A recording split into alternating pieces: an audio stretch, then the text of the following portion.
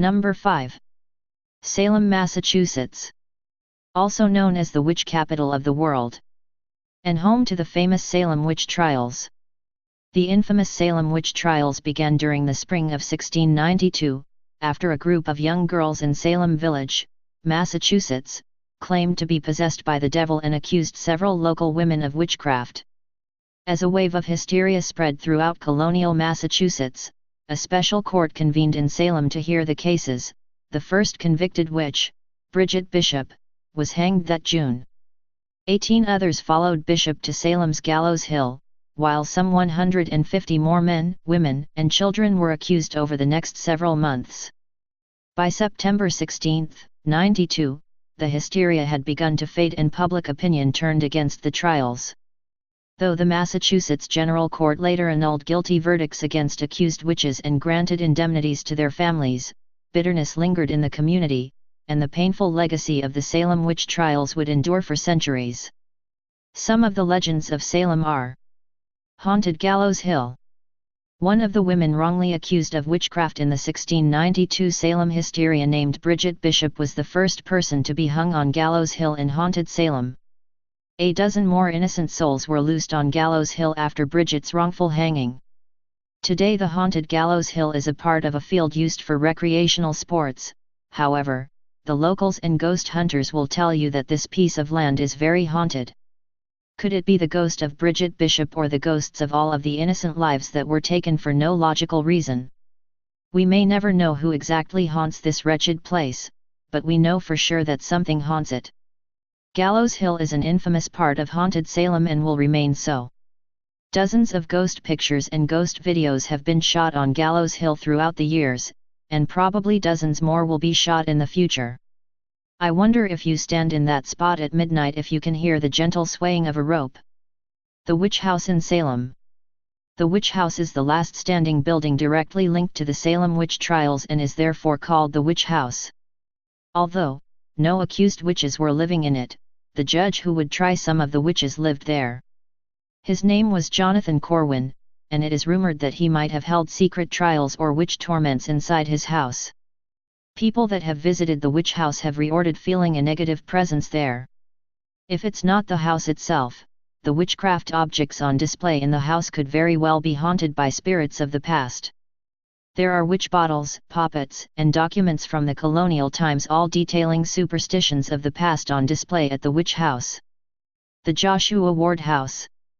Joshua Ward House has been the site of numerous paranormal phenomenon, including a famous picture of a witch's ghost.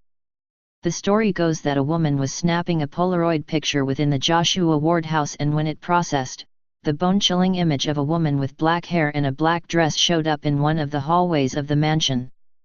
Items are turned over randomly, as well as cold spots that make the hair stand on the back of your neck, are felt frequently.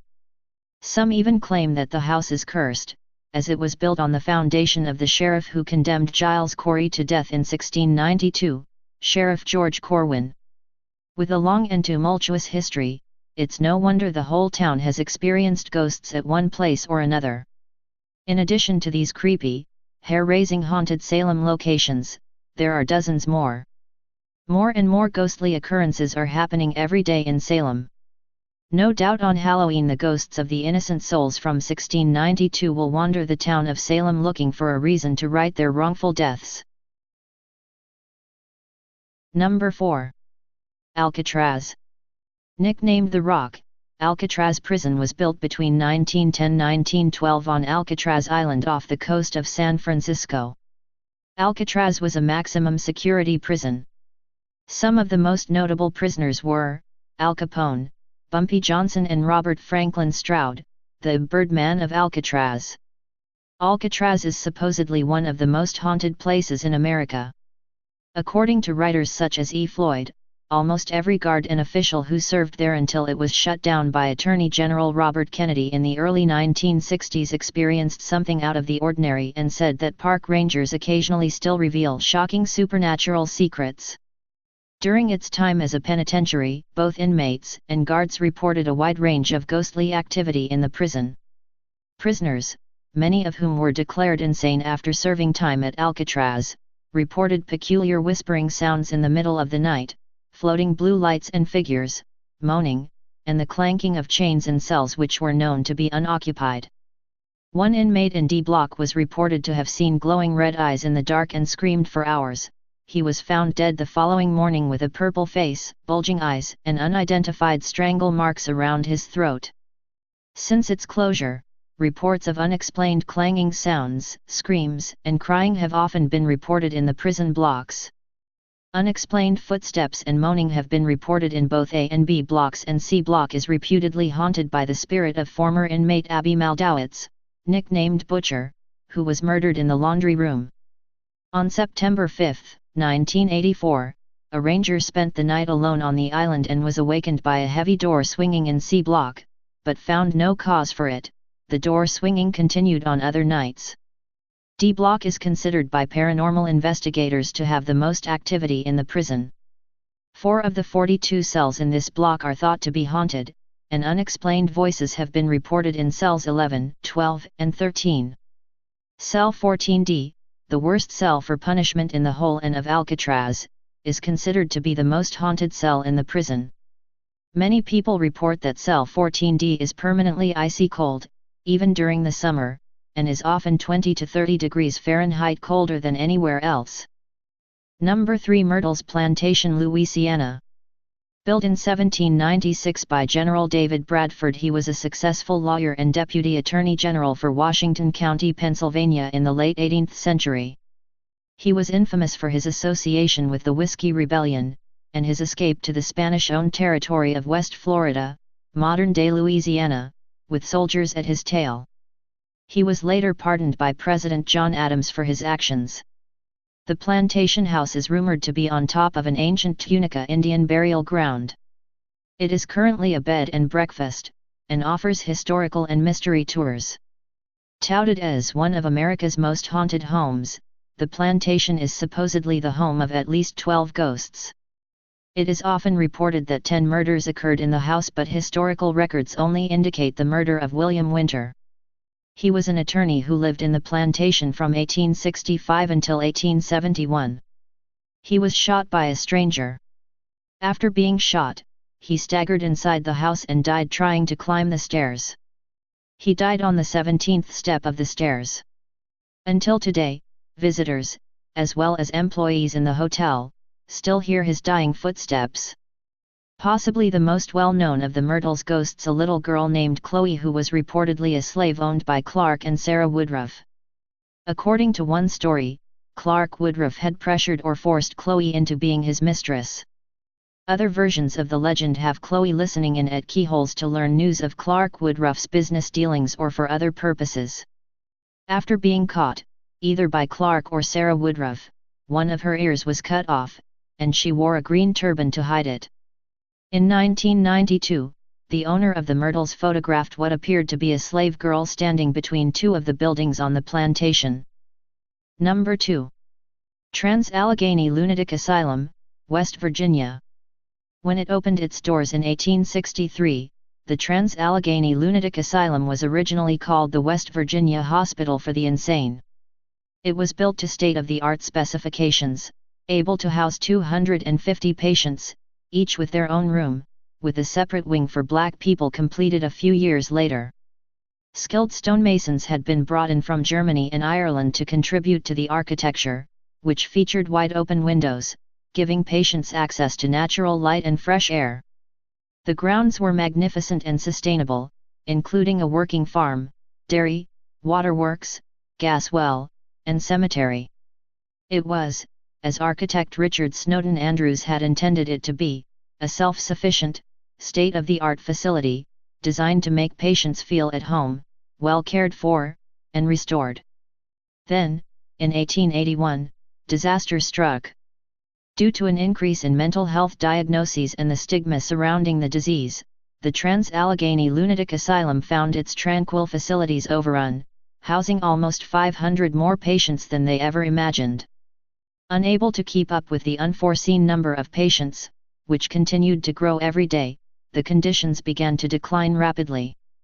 Patients began being crammed together, sometimes 4 or 5 of them in a room intended for one. The farm and dairy on the compound, originally intended to meet the needs of 300, were unable to meet the demand that came with the overcrowding. Patients began to starve, which only contributed to their declining mental health. By 1938, the Trans-Allegheny Lunatic Asylum was 6 times over capacity. The patients inside were running wild, unable to be controlled by the orderlies inside. A report issued by a group of medical organizations described the population as being comprised of epileptics, alcoholics, drug addicts, and non-educable mental defectives. At its peak in the 1950s, the hospital was holding 2,600 patients, more than 10 times its original intention. To expose the terrible conditions within, the Charleston Gazette attempted to send in a crew to investigate the inner workings of the asylum. What they found shocked them.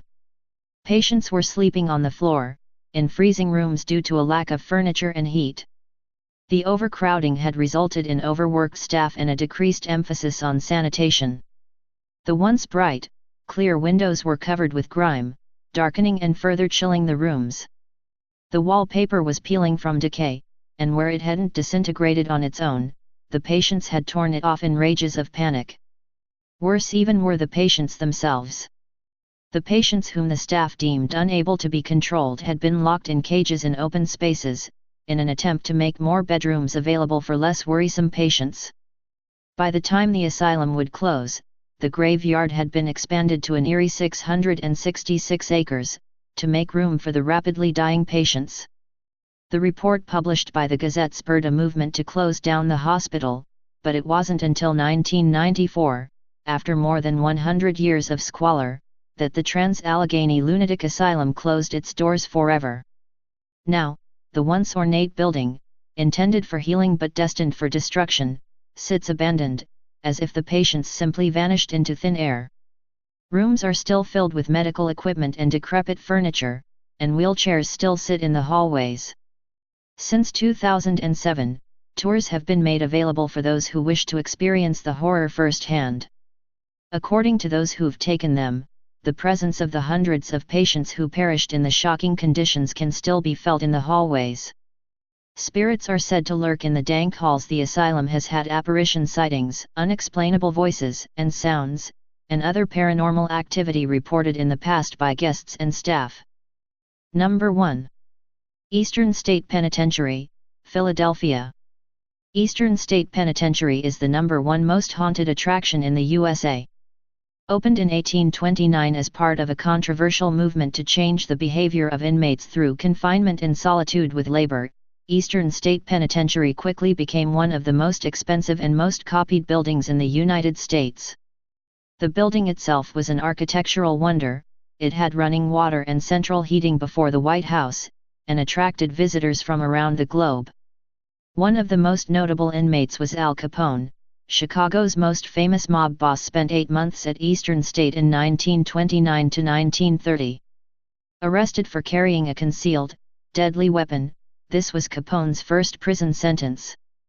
His time in Eastern State was spent in relative luxury. His cell on the Park Avenue block had fine furniture, oriental rugs, and a cabinet radio, but others weren't so lucky. Eastern State Penitentiary took solitary confinement to new levels when it was built in 1829. Prisoners lived alone, exercised alone, and ate alone. When an inmate left his cell, a guard would cover his head with a hood so he couldn't see or be seen. The prison had to abandon its solitary system due to overcrowding from 1913 until it closed in 1970, although the forms of punishment did not get any less severe. Chaining an inmate's tongue to his wrists is one example. The site now welcomes thousands of visitors every year, both for its museum and ghost tours. Reported paranormal happenings have included disembodied laughter, shadowy figures, and pacing footsteps. Cell Block 12 is known for echoing voices and cackling, Cell Block 6 for shadowy figures darting along the walls, Cell Block 4 for visions of ghostly faces. Many people have reported seeing a silhouette of a guard in one of the towers. Footsteps. Wails. Whispers. The same stories, over and over again. One of the most legendary tales comes from Gary Johnson, who helps maintain the crumbling old locks at the prison. In the early 1990s, he had just opened an old lock in cell block 4 when he says a force gripped him so tightly that he was unable to move. He described a negative, horrible energy that exploded out of the cell. He said tormented faces appeared on the cell walls and that one form in particular beckoned to him. Thanks for watching. We hope you enjoyed the video. Please subscribe for more content and don't forget to leave a like.